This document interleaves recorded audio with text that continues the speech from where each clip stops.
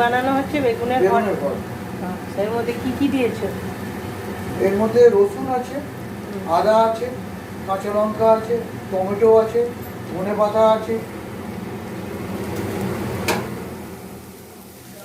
আর এগুলো বেগুনটাকে কেটে পরিষ্কার করে ধুয়ে একদম তেল দিয়ে সেঁকা হয়ে গেছে। কাঁচা পেঁয়াজ দিয়েছি, আর এই যে পেঁয়াজের বারিস্তা করে দিয়ে দেবো, সঙ্গে ধনেপাতা।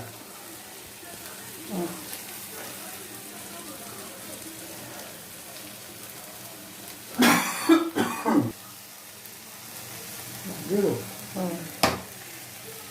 এরকম তৈরি করে দেয় এরকম।